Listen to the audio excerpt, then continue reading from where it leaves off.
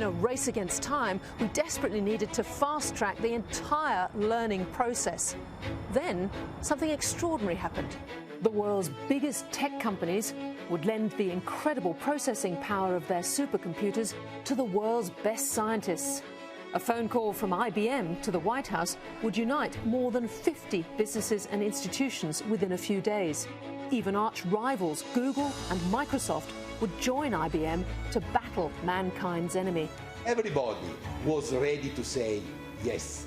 Many of the IT companies, our competitors, right, they went together trying to provide for free, in a really unprecedented way, all the computational resources that were available to the scientific community, okay, to tackle the problem.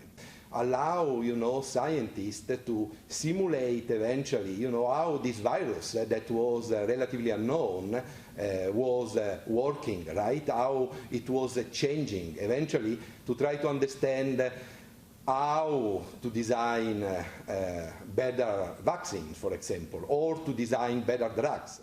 For IBM's Alessandro Curioni, as with so many scientists, the motivation to abandon competitive instincts and work together was clear.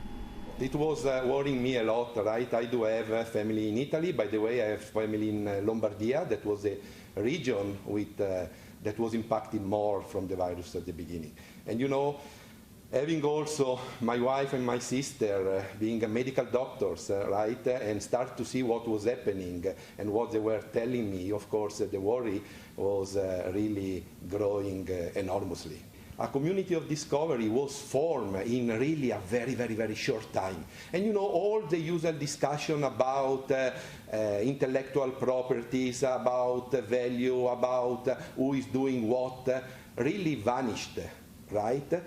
Exactly driven by this challenge. Spearheaded in the United States, the High Performance Computing, or HPC consortium, quickly grew to include the UK, Europe, Asia and Australia. More than 600 petaflops of computational power honed in on the challenge. We need to win, and we need to do it fast. Doing what usually is done in 1,000 days, doing this in 1 day. Okay? And then you start to shrink each of these phases that has to happen one after the other: the discovery, the testing, the clinical trials, and then the possible use. Fast work has achieved impressive results. On average, it takes 10 years to develop a vaccine. We now have several promising candidates in less than 12 months.